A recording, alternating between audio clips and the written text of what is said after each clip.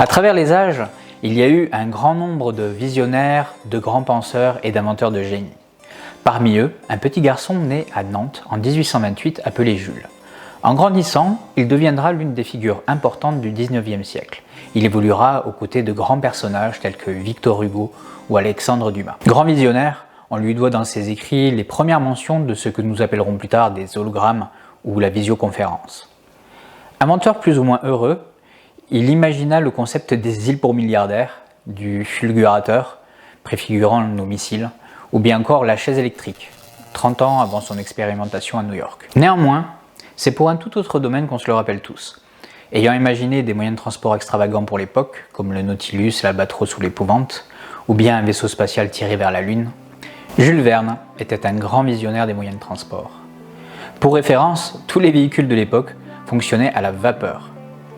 Il avait prédit en 1874 que l'hydrogène remplacerait le charbon et serait une source d'énergie inépuisable. Allons voir ce qu'il en est 147 ans plus tard.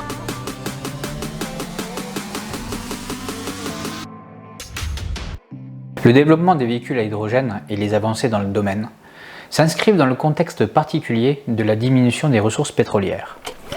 Elles permettraient aussi, aux pays ne disposant pas de gisements pétroliers, de sécuriser leurs sources d'énergie. L'hydrogène et les piles à combustible sont donc une des grandes alternatives envisagées pour sortir des énergies fossiles. De plus, les enjeux vont bien au-delà d'une source d'énergie alternative pour nos voitures.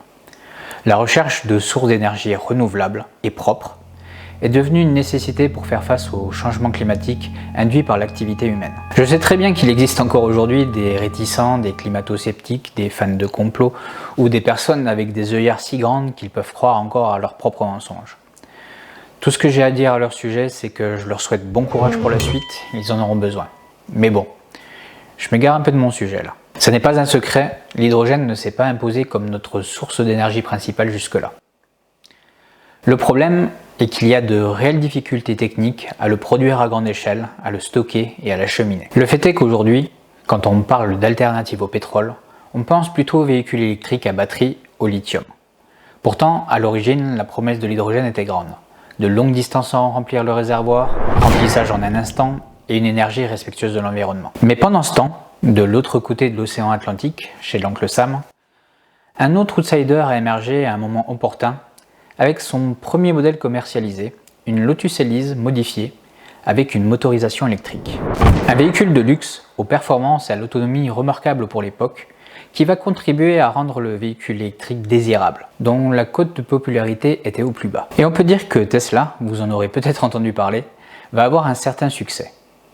Ils vont développer un réseau de bornes électriques de recharge très dense. Grâce à cette stratégie, la batterie au lithium gagne haut la main sur ses concurrents, autant au niveau du prix d'achat que des performances, que des capacités de rechargement ou du coût au kilomètre. Cette victoire entraîne avec elle beaucoup des grands constructeurs historiques. Elle va aussi favoriser l'émergence d'une multitude de nouvelles marques, telles Rivian ou Lucid.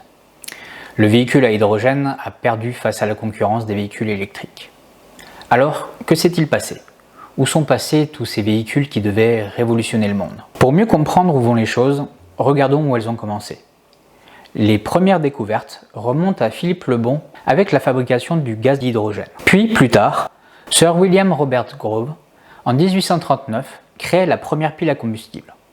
Il savait qu'il pouvait séparer les molécules d'eau en dihydrogène et oxygène, grâce à un processus appelé électrolyse. Sa théorie était donc que l'on pouvait créer de l'électricité en inversant le processus, recombinant des molécules de dihydrogène avec de l'oxygène. Mais ce premier essai n'a pas produit assez d'électricité pour être utilisable.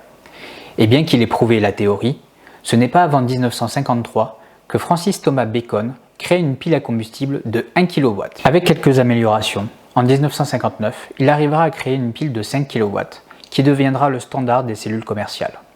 Elle sera reprise notamment par la NASA sur le projet Gemini dans les années 60.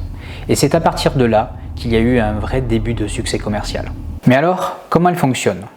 Une pile à combustible est un générateur d'électricité. Sa particularité est qu'il convertit de l'énergie chimique en énergie électrique. Il est composé d'anodes et de cathodes séparés par une membrane. Du côté de l'anode, on introduit le dihydrogène sous forme de gaz.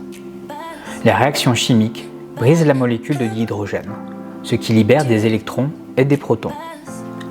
La membrane bloque le passage des électrons qui sont redirigés vers la cathode par un autre circuit, créant du courant électrique. On accélère l'oxydation avec un catalyseur qui est généralement du platine. Du côté de la cathode, on a un processus de réduction avec l'apport du dioxygène qui est contenu dans l'air. Les protons, eux, traversent la membrane pour rejoindre la cathode. La plupart de ces batteries produisent donc de l'eau, de la chaleur et, dépendant de la source d'hydrogène, du dioxyde de nitrogène. Elles fonctionnent donc comme un moteur classique qui nécessite un apport en carburant constant. Pour ne léser personne, il existe aussi depuis les années 70 un autre type de véhicule à hydrogène, dont le fonctionnement est équivalent à celui d'un moteur à injection. Ce sont les descendants des tout premiers moteurs qui, en 1804, fonctionnaient au gaz de houille. Il y a eu de nombreuses itérations à travers le temps, mais ce type de véhicule n'a jamais vraiment dépassé le stade du concept ou au mieux de la démonstration technologique. Mais nous nous intéressons aux moteurs à pile à combustible. Le problème majeur pour leur popularisation est un peu le même problème que celui de la poule et de l'œuf à bien des niveaux. On peut raisonnablement douter de l'intérêt des constructeurs pour cette technologie, probablement poussée par les lobbies du pétrole. Pour commencer, le coût d'achat. Ce genre de véhicule dépasse les 60 000 €. Même avec un bonus écologique de 3 000 €, ça ne les met pas à la portée de toutes les bourses. Ensuite vient la diversité. Entre la Toyota Mirai et la Hyundai Nexo, le choix est plutôt limité. Mercedes a commercialisé à un moment le GLC F-Cell aux alentours de 2018 jusqu'à 2020 à un prix avoisinant les 70 000 €. Ce véhicule a été abandonné pour que le groupe puisse se recentrer sur les véhicules électriques à batterie. BMW, de son côté, prévoit un modèle en partenariat avec Toyota, avec une commercialisation au mieux en 2025. Il existe aussi un projet d'un véhicule haut de gamme, d'origine française, l'Opium Machina. Bien qu'elle soit sans aucun doute une prouesse technologique, avec une commercialisation au mieux en 2026 et un prix d'entrée avoisinant les 120 000 €, ça n'aide pas vraiment la cause des véhicules à hydrogène à court terme. Un autre facteur important est le nombre de stations de ravitaillement en hydrogène et leur situation géographique. En tout, il en existe 35, dont 2 sont réservés aux professionnels. Quant au nombre de pompes disponibles sur chaque station, un des facteurs majeurs qui freine leur implantation, c'est le coût de fabrication d'une station à hydrogène.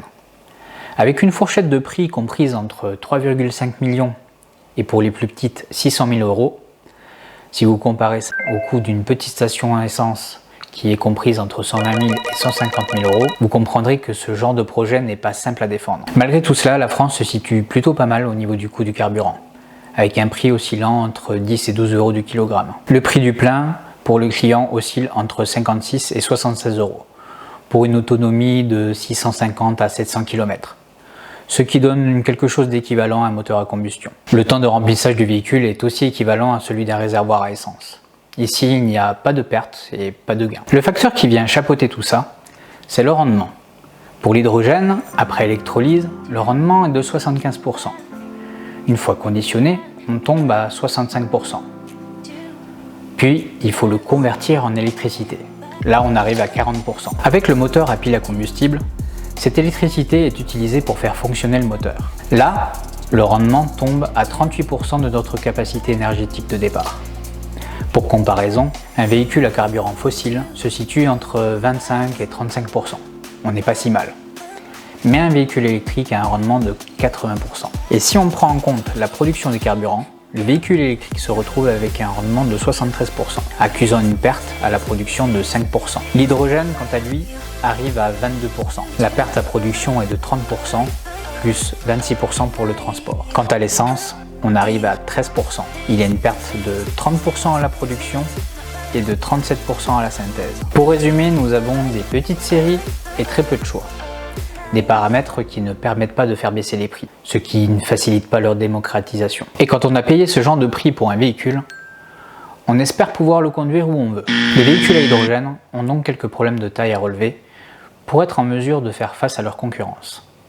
Ils sont plutôt chers à l'achat, les performances sont surtout pour des véhicules de cette gamme de prix. Ils ne sont pas vraiment plus économiques à l'utilisation non plus. Malgré tout, la France est en tête avec, en 2020, 162 immatriculations sur un total de 412 en Europe et de 850 véhicules en tout. L'Allemagne, quant à elle, reste le premier pays avec 311 véhicules en circulation et nous sommes donc en seconde position avec 211 véhicules. Pour mettre ces chiffres en perspective, il y a au 1er janvier 2020 en France 38,2 millions de voitures en circulation. Et l'éléphant dans la pièce, c'est que ce genre de véhicule est censé parler aux personnes qui ont quand même plutôt une âme sensible à l'écologie.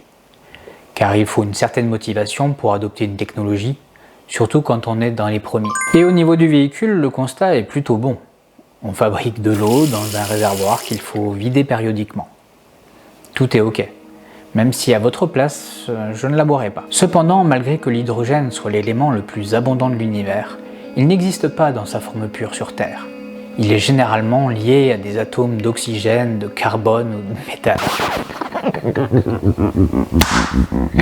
Excusez-moi, en réalité, il s'agit d'une fake news. Il existe des puits d'hydrogène naturels qui ont été découverts par hasard à différents endroits sur Terre. Au Mali, par exemple, ça fait plusieurs années qu'ils alimentent un village en électricité. 2 scientifiques français, Éric Deville et Alain Prince-Aufer, sont partis à leur recherche. Ils en ont trouvé plusieurs traces à différents endroits de la planète. Leurs découvertes font l'objet d'un livre. J'y reviendrai probablement dans une autre vidéo car ce n'est pas le sujet ici. Le fait est qu'aujourd'hui, on produit la majorité de l'hydrogène de manière industrielle, par électrolyse. On appelle ça le vaporoformage du méthane ou le reformage à la vapeur. Pour arriver à ce résultat, il faut énormément d'énergie. Beaucoup d'énergie. Et alors que l'hydrogène se voulait être une alternative écologique, il est produit à 95% à partir d'énergie fossile. 49% de l'hydrogène commercialisé est produit à partir de gaz naturel. 29% produit à partir d'hydrocarbures liquides. 18% à partir du charbon et 4% à partir de l'électrolyse de l'eau. Il reste donc moins d'1% à partir de biométhane. Il faut avouer que c'est plutôt contre-productif, vous ne pensez pas? Et on peut dire que c'est le dernier clou dans le cercueil de l'hydrogène. Et on peut se poser la question, à quoi bon toutes ces recherches et tout ce mal qu'on s'est donné jusqu'à maintenant? Mais là encore, ça n'est pas vrai. Le secteur de l'hydrogène dans le monde est en pleine expansion dans une multitude de domaines. Il y a plus qu'une lueur d'espoir pour l'avenir. La production d'hydrogène est catégorisée par couleur. Celui dont on a parlé, qui est majoritaire et le moins cher à produire, est très justement nommé le gris. Il y a un équivalent, le noir, produit à partir d'énergie fossile. L'hydrogène jaune, produit à partir d'énergie nucléaire. Et il y a le bleu qui est en réalité le gris mais auquel on a ajouté un procédé de capture de carbone. Et enfin il y a le vert qui veut être une alternative écologique, produit à partir d'énergie renouvelable.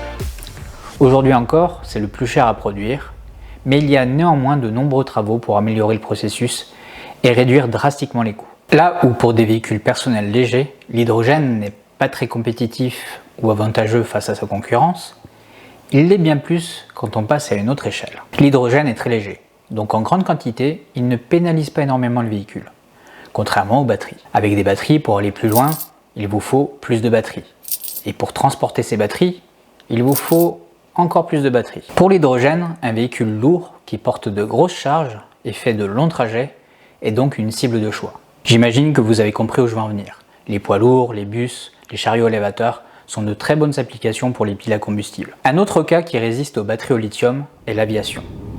Encore une fois, quand le plus gros problème est le poids, l'hydrogène semble être une solution idéale. Boeing, précurseur, avait fait voler un prototype en 2008 et Airbus bosse sur des moteurs pour construire un avion dès 2035. D'autres applications sont à l'étude, comme la production d'énergie pour les endroits éloignés où l'énergie est difficile d'accès. Mais ce n'est pas le thème ici non plus. On peut donc voir que l'hydrogène n'a pas dit son dernier mot, et que l'avenir nous réserve de belles surprises de ce côté. Aujourd'hui, si l'avenir est bel et bien sexy, il pourrait l'être aussi d'une bien autre manière dans le futur. Si jamais vous avez des questions ou des commentaires à ajouter, je vous invite à les poster dans les commentaires de la vidéo. Merci à tous et à toutes d'avoir regardé, je vous souhaite une excellente semaine. Prenez soin de vous et prenez soin des autres. On se retrouve la semaine prochaine pour démêler les connaissances.